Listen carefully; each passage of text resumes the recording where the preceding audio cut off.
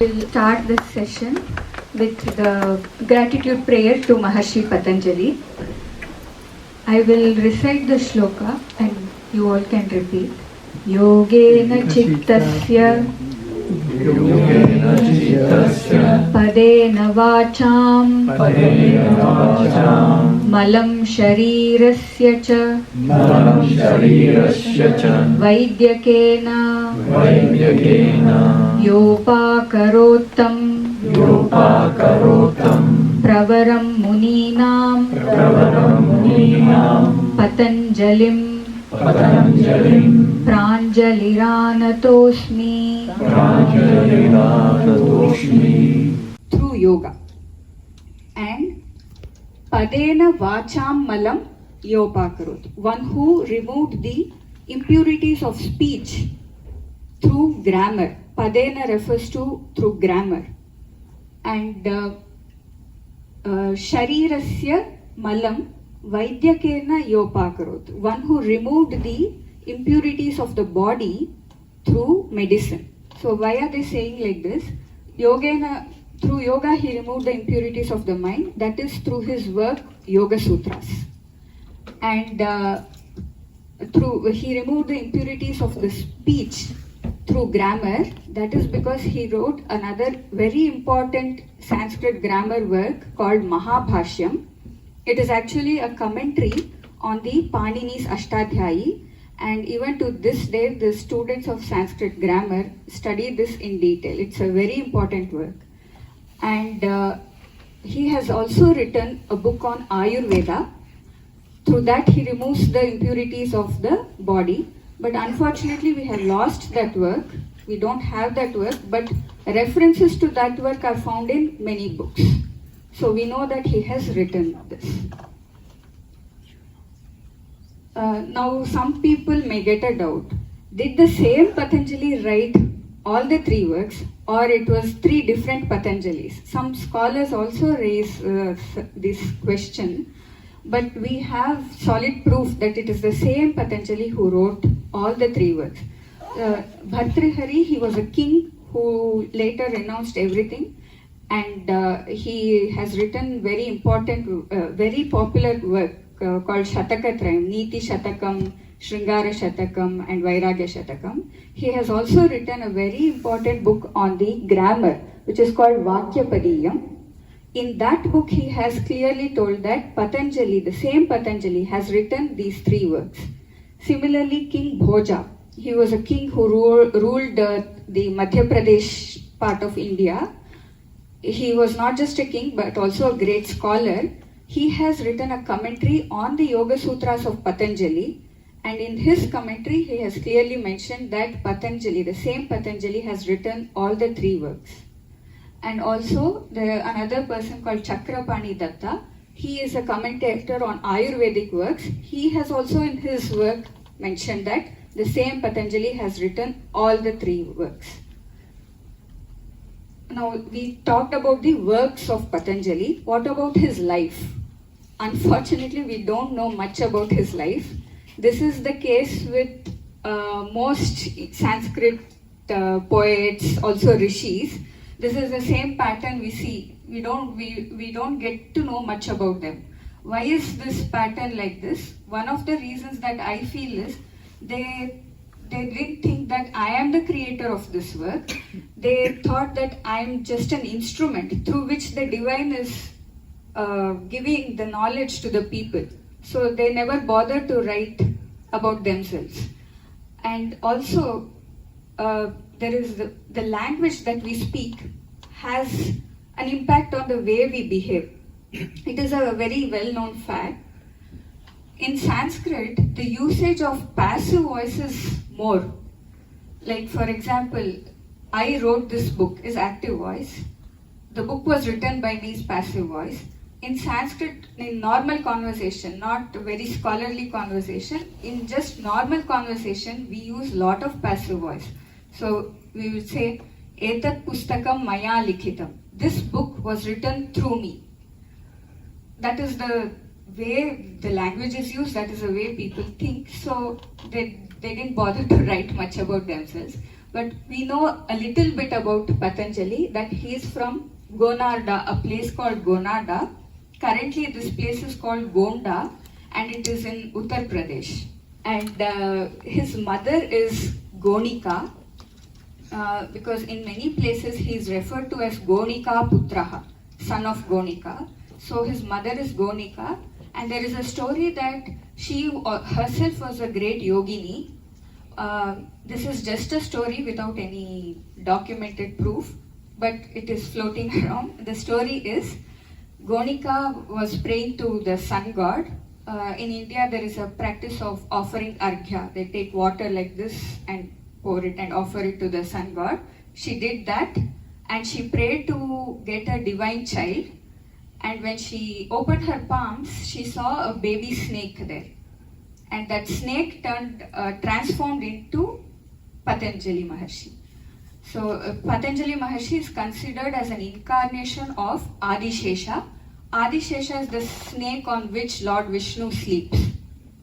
And the name Patanjali also came because of that. When she opened her palms, the baby snake fell in her hand.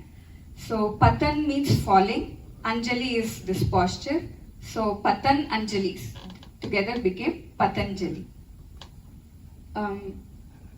There is a book called Patanjali Charitram. This was written by Ramabhadra Dikshit. He was a scholar in the kingdom of Tanjore in the South India. He has written a work which has 600 verses, but again he has written this work listening to the stories that are floating around. We don't have proof for that. But the Encyclopedia of Indian Philosophy, they have approximately found something, and they have told that he lived in this period, 150 BCE to 400 BCE. This is about Patanjali, the author of the Yoga Sutras. Now, I have a question for you. What do you think? This Yoga Sutra, is it completely Maharshi Patanjali's idea, or was there previous works and did he compile and document it in a systematic manner? What do you all think? What could have happened? Compilation.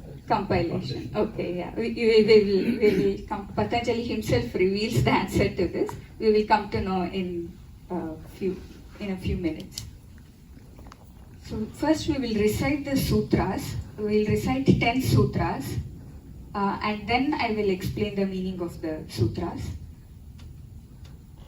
So these are not sutras. This is just the intro, like the title. So whenever in any Sanskrit work, when we recite, we first tell what are we reciting, the title, and then we recite. So this is the thing. I will recite, and then you can all repeat after me. Atha Patanjali Yoga Sutrani Prathamodhyayah Samadhipadaha. Prathamodhyayah is first chapter, and the name of the first chapter is Samadhipada. There are actually 4 chapters in total. We'll do the first chapter. Atha Yoganuशासनम् Yogaश्चित्तवृत्तिनिरोधः तदा द्रष्टुः स्वरूपेव स्थानं वृत्तिसारूप्यम् इतरत्र वृत्तयः पञ्चतयः क्लिष्टा क्लिष्टाः. This is a big word, but I will tell it part by part. Pramana, viparyaya, vikalpa, nidra smritayah, pratyaksha, anumanagama, प्रमाणानि विपर्ययो मिथ्याज्ञानम् अतद्रूपप्रतिष्ठम् शब्दज्ञानानुपाति वस्तुशून्यो विकल्पः अभाव प्रत्ययालंबना वृत्तिर्निद्रा. In the end, if there is time, maybe if you want to chant and if you want pronunciations to be corrected, then we can do if there is time. So the first sutra, Atha Yoganushasanam. This word Atha, it has various dimensions of meanings. First is, it is considered as a very auspicious word.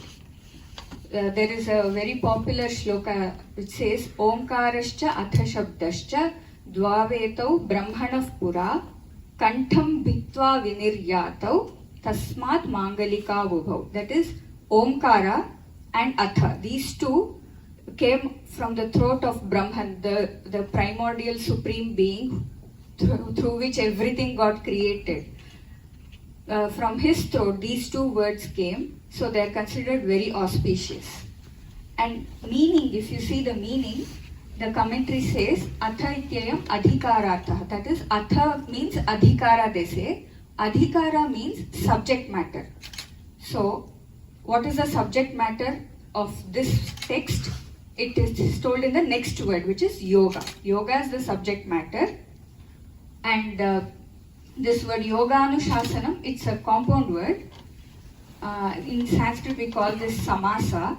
If I expand, it becomes Yogasya Anushasanam. I think in Dutch also you have a lot of compound words. You join many words. So this Anushasanam. First I'll tell what is yoga, and then we'll see what is Anushasana. Yoga, in Sanskrit, all words are derived from root words which are called dhatus. So when we understand the meaning of the dhatu, we'll get to understand the correct meaning. This yoga is from a root word called yuj. There are three yuj actually, with three different meanings. I have taken only the two. The yuj samadho. This is the meaning that applies to the Yoga Sutras. Yuj samadho means samadhi. Samadhi is not a person like sitting like this and not eating and bones. That is not samadhi actually. Samadhi is concentration, and meditation is also samadhi. A focused mind, that is samadhi. This is the meaning that applies here, but I think many of you would have heard that yoga means union. That is the meaning you would have heard. That is also one meaning, but in the case of Yoga Sutras, that is not, that we should not take that meaning. Yuj yoge, this meaning, the meaning of union, that meaning can be taken in the case of Hatha Yoga texts. So there the philosophy is the union of Jivatma and Paramatma. Jivatma, the individual souls, which are actually a part of that big thing through which everything got created, which is all pervading.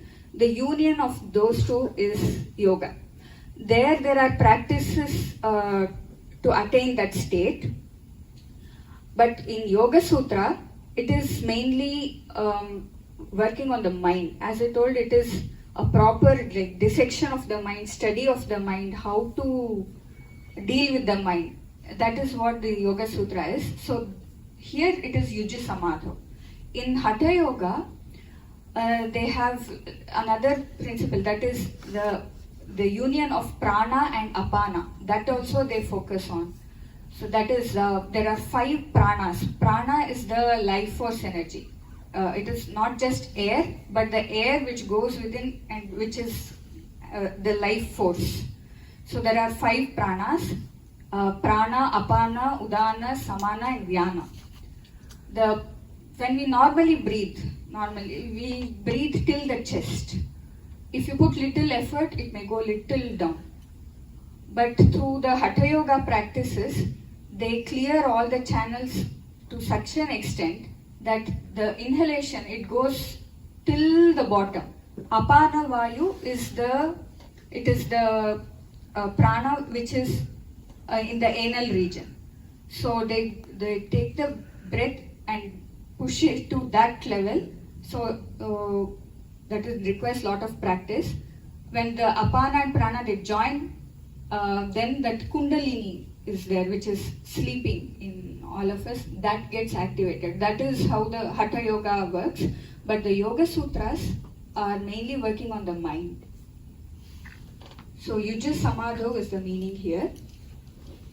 And Anushasanam, this is from the commentary, it says Purva Shasanam Anushyutya Kritam Idam Shasanam. That is, this text is based on previous texts. So the answer that you told is correct actually. It is based on previous texts. What are the previous texts? I will explain it in the next session. So every session I have planned like this. I will tell some interesting and important aspects of the Yoga Sutras. I'll talk about the yoga philosophy, which is based on Sankhya philosophy in the third session. And in the fourth session, I'll just summarize the contents of the other three padas also. So, and then we'll chant the sutras and then explanation of sutras. That is how I've planned. So this sutra, it says, Atha is also, it also means now. So, but the sutra says the subject matter of this text is yoga, and this text is created in consonance with the previous teachings. Now we will go to the second sutra, Yoga's Chitta Vritti Nirodha. So Patanjali Maharshi said yoga is the subject matter, and immediately in the next sutra he defines what is yoga. The Sanskrit Shastras are like this. They have a very structured way of putting things. So he is defining yoga as, if I split that, it is Yogaha Chitta Vritti Nirodha. So first we will see what is Chitta, because you already know now what is yoga. We will see what is Chitta. Chitta, roughly people say it as mind. I also will use it as mind sometimes. But know that it is not just mind. It has three components. Chitta is composed of manas, buddhi and ahankara. And the chitta is in direct contact with the Atman, or it is also called Purusha. The Atman or the Purusha is that one thing within each of us which is not changing.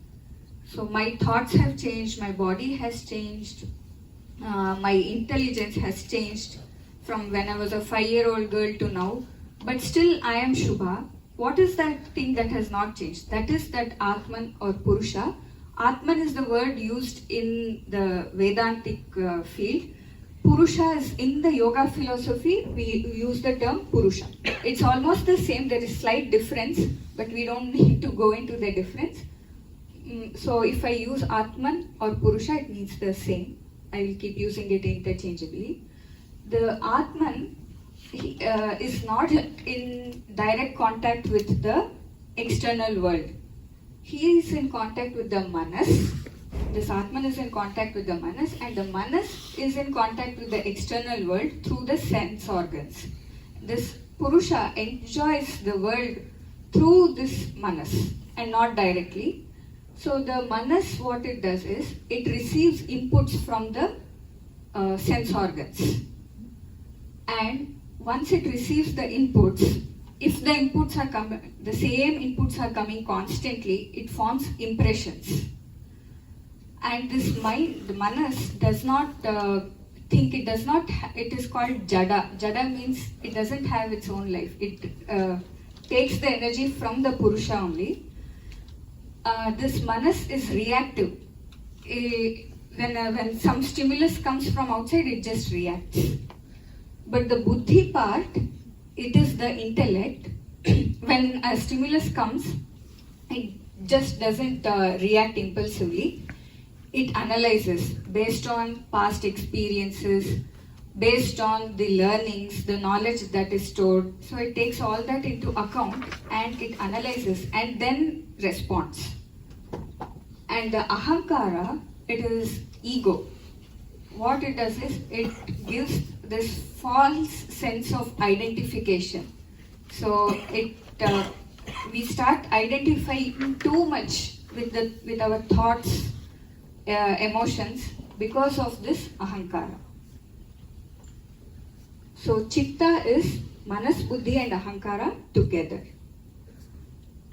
And this is a shloka from Kathopanishad which describes this, what I explained, through the analogy of a chariot.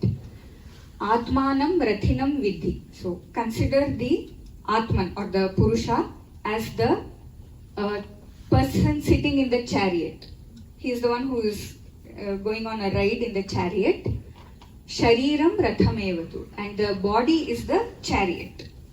Ratham is a chariot in Sanskrit. Buddhim tu sarathim vidhi. And consider the buddhi, the intellect, as the charioteer who drives the chariot. Manaha pragraham evacha. And the mind is the reins through which we hold the horses. Indriyani hayanahuhu. The 5 senses are the horses. And Vishayans Teshu Gochara. And the world becomes known to us through those senses. Atmendriya Mano Yuktam Bhokta iti Ahuhu Manishinaha. So Atma, the one who is with the Atma and Indriyas, he is the Bhokta, he is the enjoyer or the experiencer. That is what people, the intelligent people have told. So whatever I told, that is represented in this shloka with the analogy of a chariot. So now yogaha chitta vritti nirodhaha, it says. So what is yoga? Yoga is the cessation. Nirodhaha means stopping or cessation of chitta vrittis. Chitta vrittis are modifications of the mind, which includes thoughts, beliefs, and identities. All those are chitta vrittis. Total cessation of the chitta vrittis is yoga. That state where all the modifications of mind have ceased to exist. That state is yoga. So another analogy that the Shastras, the commentaries give is of the lake. So if a lake has a lot of ripples on it, we cannot see what is beneath, what is under the lake. Only when the ripples calm down and the lake becomes still, we will be able to see what is below. What is below is the Atman, and the ripples are the chitta vrittis, the modifications of the mind. And also there is one more concept. Once the lake surface becomes still, that doesn't mean all the chitta vrittis are gone. Because of constant ripples, below the lake, you will see these kind of formations of sand. Those are called samskaras in the yoga philosophy. They are impressions which are there from very long time. So yoga philosophy considers the concept of reincarnation. So even past life impressions are stored in the chitta. So Maharshi Patanjali gives tools to not just calm the ripples, but also to remove those impressions, past impressions also. So yogash chitta vritti nirodha. Now many of you might be thinking, you all thought yoga is doing the exercises, but why I'm talking only about the mind. Actually mind, breath, body, they are all interconnected. So Patanjali Maharshi has talked about asanas. It is in the second pada, sadhana pada. But the main focus of Yoga Sutra is on the mind. And Hatha Yoga, they focus mostly on the body and breath. But here it is mostly, mind is the major focus. body and breath are also addressed. In the Ashtanga yogas, Ashtangas of yoga that Patanjali Maharshi says, pranayama and asana are also part of it. But that is not the only thing. We'll go to the third sutra. So what happens when a person is in the state of yoga? Tada means then. When the person is in a state of yoga, then drashtuhu swarupe avasthanam. So this word drashtuhu, it is actually, the word is drashta. When I say drashta apostrophe s, drashtas, that in Sanskrit becomes drashtuhu. So drashtuhu swarupe avasthanam. The person becomes stationed in the form of the drashta, the seer. So this drashta is nothing but the purusha that I told you, the atman, or it is also called chiti shakti in the yoga literature. So it is the same thing. And swarupe means in the true nature, in the true form. Avasthanam is station. So when the ripples are all calm, when all the impressions are gone, then the person becomes stationed in the true self. That is what the third sutra says. So this is the tada drashtu swarupe avasthanam and vritti sarupyam itaratra. This is the fourth sutra. So when a person is in the state of yoga, what happens? Patanjali Maharshi told in the third sutra. When the person is not in the state of yoga, what happens? He says in the fourth sutra. Vritti sarupyam itaratra. Itaratra means in other places. That is, other than the state of yoga, vritti sarupyam happens. Vritti sarupyam means, vritti is the modification. Sarupyam means too much identification. Identifying too much with the vritti. That is what happens in any state which is other than the state of yoga. So in the first sutra, Maharshi Patanjali presented the tradition. That is, he told about this subject matter and that he has made this work based on the previous teachings. In the second sutra, he defines yoga. In the third sutra, he says why we should aspire for yoga, what you get in the state of yoga. And in the fourth sutra, he's talking about the current situation of our mind when it is not in the state of yoga. So these four sutras are considered very important. They are called Chatussutri. Even in other sutra literatures, usually the first four sutras, they form the foundation. So we need to know that well. What it tells what we are talking about. That is revealed in the first four sutras. So I have taken only the first four sutras for the first session. Now we will do a small practice to reduce the thought waves. Of course, we will not go into the samadhi state with just this one session and you get rid of all the impressions, but a small attempt to just do it. I will use the bell. So the bell sound actually helps us clear the thought waves. So once I ring the bell, you can, first part of the exercise is just look around, see the objects. Suppose you see your own object like your bag. Don't think it is my bag. Just see it as an object. Don't identify with it. Just see it as an object. Also, if you see something and you find it very beautiful, don't add any emotion to it. Like, wow, this is such a beautiful curtain. Just see, okay, there is a curtain. There is a stand, there is a chair, like that. Just do it for a minute and then I will ring the bell again and then you can just close your eyes. From the external object we go to our own body. You just see some sensations, feel the sensations in your body. Again, don't try to identify yourself too much with it. So suppose I have I can feel some kind of a tight sensation here. So when I close my eyes and see, I have to just see that as a sensation. If it is a pleasant sensation, I should not get carried away by it and start enjoying it. If it is an unpleasant sensation, I should not think I should get rid of this. That also I should not think. So you can just scan your body and look at the sensation for 1 or 2 minutes. You can just try to just observe, just try to be the drashta, that is a seer, and not get identified with it. And the third time I'll ring the bell. You can lift your focus from the sensations. Just try to be in the blank state. Thoughts will arise, obviously. When the thoughts arise, don't get carried away by the thoughts. Just try to observe the thoughts, again as a seer. These practices Patanjali Maharshi has told in the next few sutras. We will discuss that later, but we'll just do this practice now. Let us start. I'll just ring. To close the lights? Lights. Okay, I think it will be better. Oh, but to see. Yeah,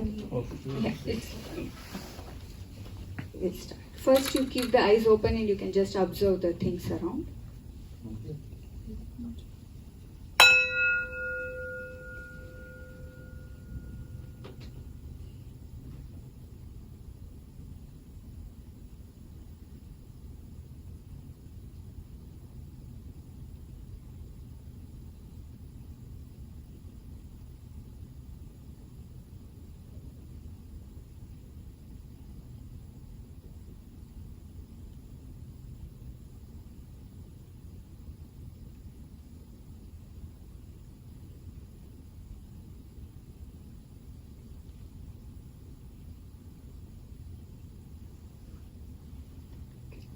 Now we'll go to the body sensations.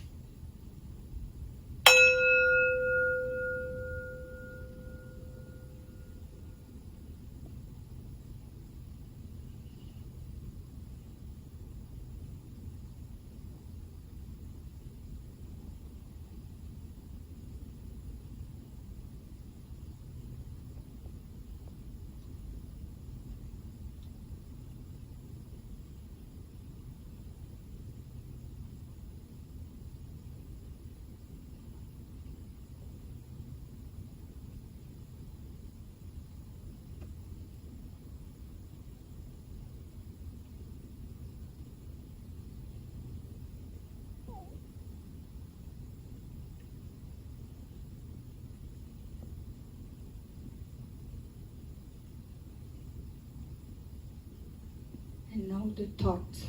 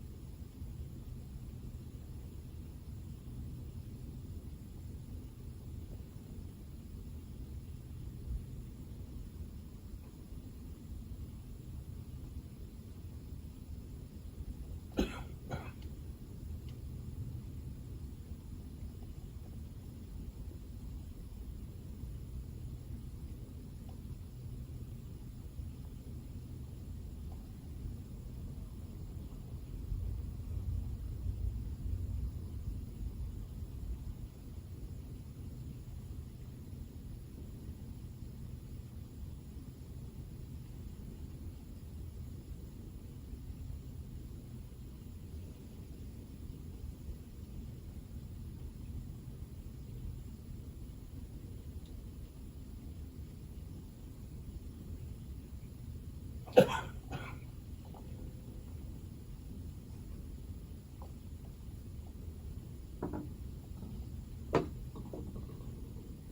can slowly open your eyes. How did you feel doing this? Anybody wants to share? Yeah.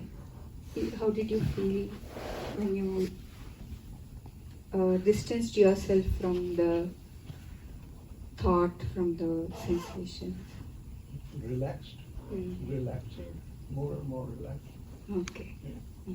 Thank you for sharing. So in the next session, we'll continue with the next sutra. It talks about the types of vrittis, types of modifications that happen in the mind. Yeah. I just wanted to ask, so what was the exercise for? This was to distance your, to stop that habit of getting too much identified with the objects around us, with the sensations in the body, and with the thoughts. So this exercise was for that. So is it good to have thoughts, or one should not have thoughts? It's not that you need not control your thoughts. You just allow them, but don't get carried away by them. When a thought arises, see it as a thought. Oh, okay, one thought is just coming. Don't get carried away by that thought. That is what. Should we let it go, or try to make the mind blank, or You don't need to try at all. Just let it go. But just don't get carried away by the thought. This practice has actually helped me a lot personally. So I was having this fear of illness, fear of falling sick. And it was very strong fear. So then I started doing this practice. Whenever that fear was coming, I distanced myself from it. I said, okay, this is just a thought. Only if I get associated with it, then it gets power. But this is just a thought. And I kept doing it, and now I have overcome that fear. So it really helps. You can do it in your home also. So in the next session, I'll talk about the vrittis. That is from the 5th sutra, the types of modifications of the mind. And also, Patanjali Maharshi gives the tools to reduce these vrittis. For the beginners, the tools he suggests. So this is the sutra, Vrittaya Panchataya. There are 5 vrittis, 5 major vrittis. All the modifications of the mind can be grouped into these 5 categories, and each of the vrittis can be either of klishta or aklishta. We will discuss that next class. So anybody wants to recite the sutras, looking at the thing, or you want your pronunciations to be corrected, we can do that now.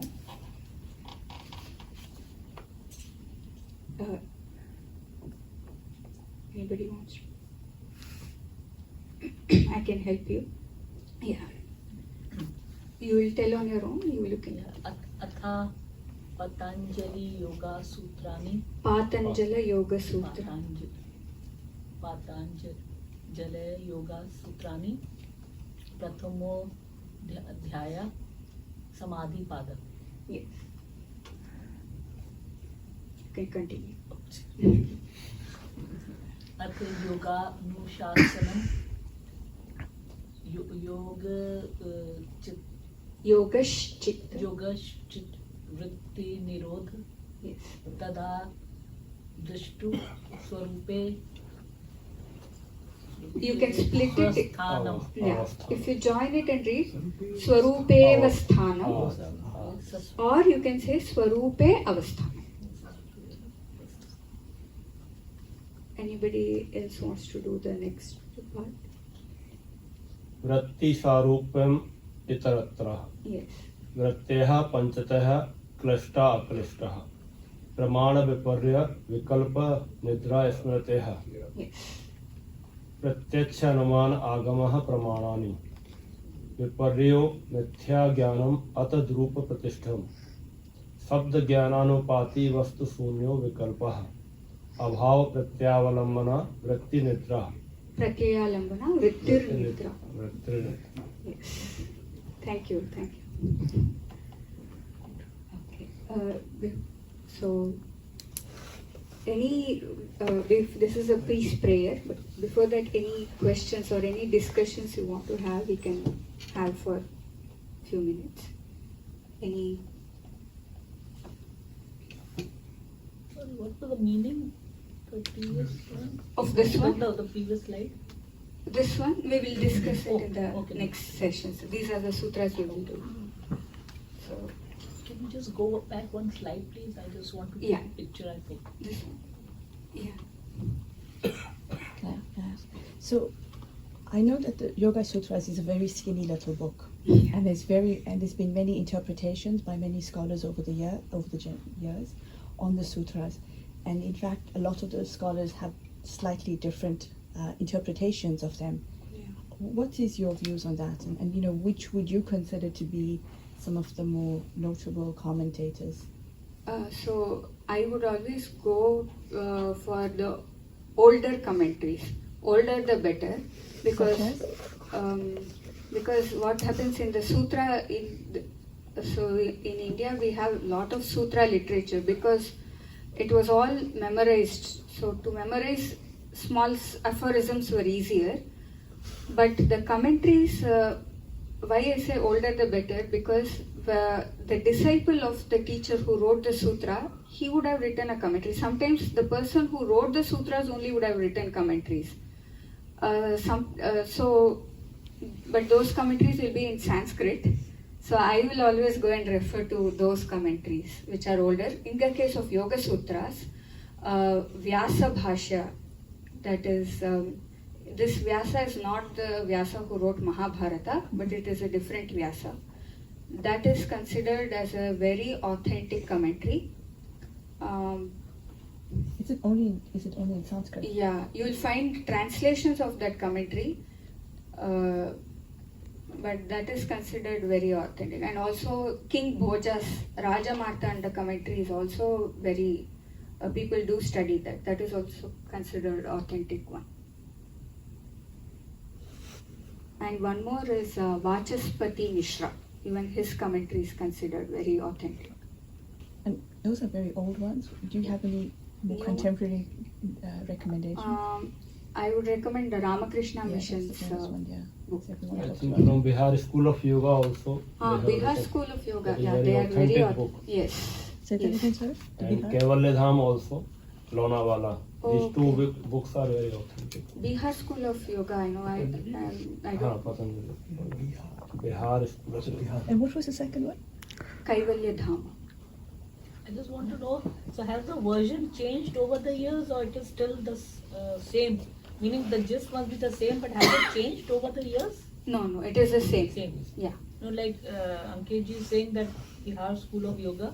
So how would it be different from if you're saying the No. people you're mentioning and their books would not be the concept the same?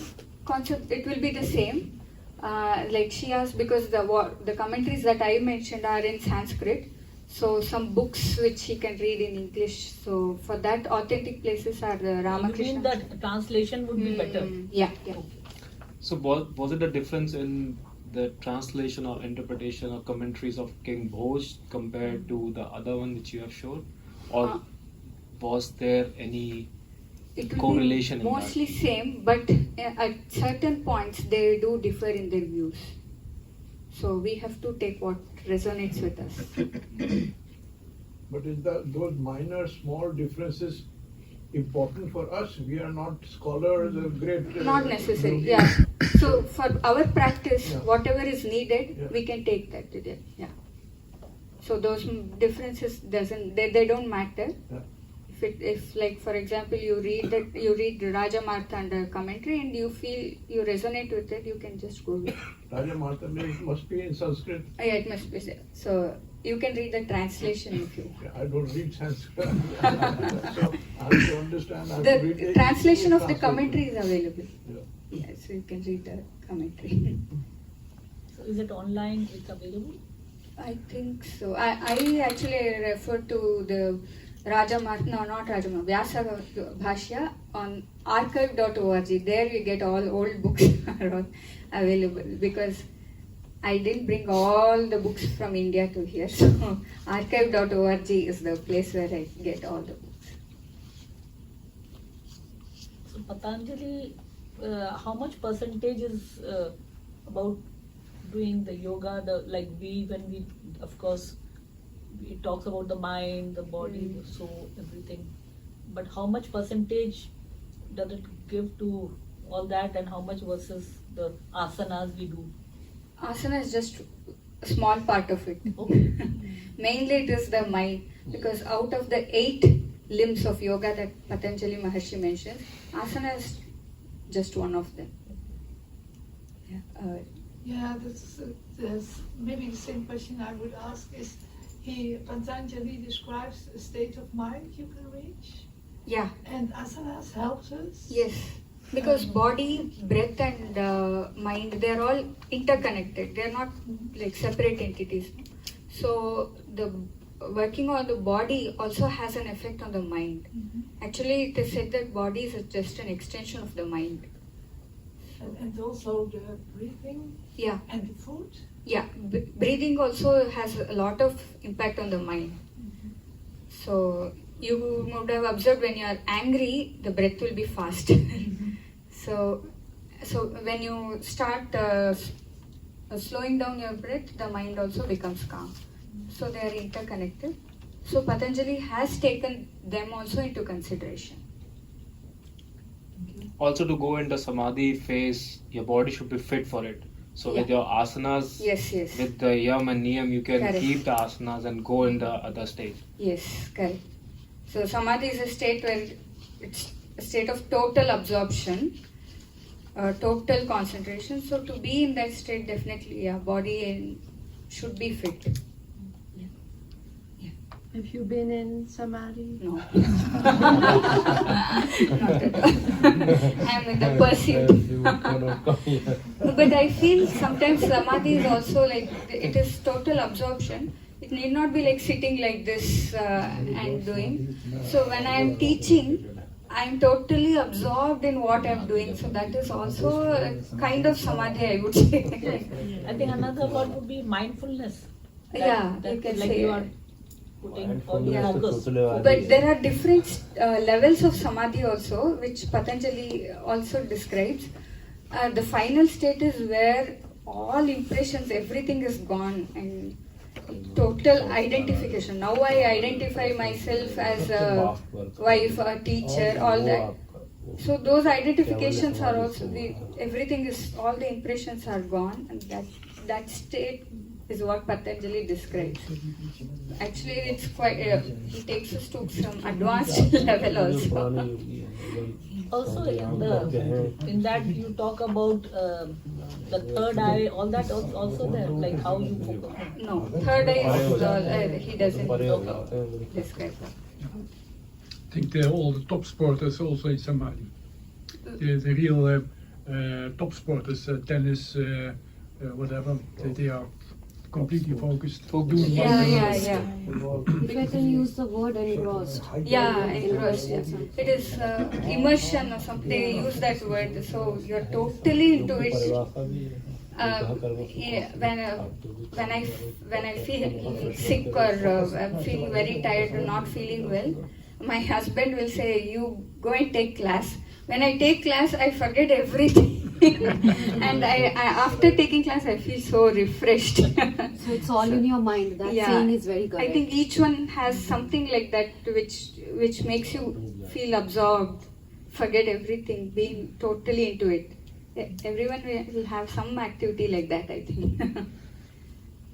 You mentioned that he took he compiled the works of other Yeah. scholars. So why is it that his work is most known and not the other scholars? The previous works they're not very systematic and organized like his. His is very systematic and like step by step tools he gives. But does he add additional information, or is it more just compiling? He has added few additional things. I feel it's not totally everything is borrowed, but he would have learnt it from his gurus, maybe. And maybe some are his own revelations, some have just come through him. So as a layman who doesn't have knowledge, and you read the English version of, is it easy to understand, or it takes a lot of you Is it like easily explained? The thing is, sutras are like formula kind of thing. So it's very short, crisp, because it was we didn't have printing and all that long back. So they were just keeping everything in the memory. To keep everything in the memory, to be easy if they are in form of short aphorisms. So sutras are like that. If you just read the sutra, you won't understand much. But the commentaries, they actually explain the sutras. And these commentaries, they come from the parampara. That is, the guru would have explained it to his shishya. And it continues like that. So the commentaries are authentic ones. So commentaries are easy to understand for Yeah, a lay person. Yeah. Yeah, and they will explain each and every word of the sutra. So it will be detailed understanding of the sutra. So how many pages? Like it's a big. It's like a book. The commentary. No, This is a small, just like she said, it's just. I don't, sutras are like that. Okay. Yeah. The commentary can depend on who's Sorry? the commentary can depend on who's the author, so the book can be like this. Oh, okay. Or like this. Okay. Yeah. So main is the commentary. Otherwise, Because sutras are quite less. If I can just share, I'm reading it. जैसे मान लो मेरे मन में आया सूत्र के बारे में कोई, तो मैंने अपने हिसाब से कमेंट्री करी. आपके मन में आ रहा है तो आपने, तो कमेंट्री में भी different. Okay. But the sutras will be same. Sutras तो everywhere concept will be same. It's the Commentary poem may be and the different. explanation. I think it's Explanation सबका कोई हो सकता है एग्जांपल देके बताए. Particular example I can give. She wants to share. Oh, You're reading yeah. this. Yeah, I'm still. I started a year ago. You got to read one line, one page or 2 pages, and then you have to rest. Yeah. Rest for like months. Yeah. You have to let it rest in your head. It needs to change your head before you. And like you said, the sutras are organized, so it's the path. You got to start, and then you absorb, you integrate, you try to make the changes before you can go. It's not a book you can read. Okay. Yeah. It's okay, you can gloss through it, Yeah. but it's so dense, it's so complex. You got to take it in step by step, page by page, and then you just keep it aside for a long time, like I've done now. Yeah, I've just true. kept it aside for a long time. It's like too much to And digest. memorizing the sutra, it helps, like when a certain situation occurs in your life. Suddenly these sutras will come in your mind and it will act like a guiding force. So Exactly. that has happened to me. So that is an advantage of memorizing the sutras. Can I ask one question? Yeah. Just one before there. This long one, can you pronounce one? for us? This one. The pramana viparya. Pramana viparyaya vikalpa nidra smritaya. Okay. Yeah. So it's one One line word. like. Actually, the 5 words joined together. The samasa I told you, like how the Dutch people do joining. I see Long words. question, pramana viparya. एक बार sorry. Oh, एक बार और कर सकते हैं please. yeah, okay. Pramana viparyaya vikalpa nidra smritaya. अच्छा. Just one. Thank you. Exactly. इसीलिए. This for next time, right? This one is. For Yeah, we will do it. They are the 5 modifications. We will tell the peace prayer. We will do. I will tell you can repeat. Sarve bhavantu sukhinah.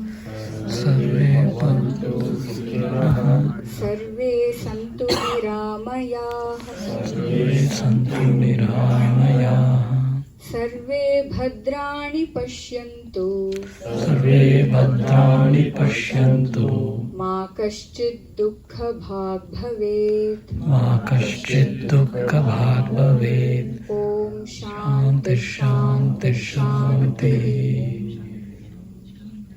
So the prayer says, let everyone be happy. May everyone be happy. May everyone be free from diseases. May everyone see good things. And may nobody be part of sorrow. That is all. So thank you all so much for taking time on a weekday and coming for this session. I thoroughly enjoyed talking to you all. I hope I was able to give some value for your time. Thank you so much. Thank you.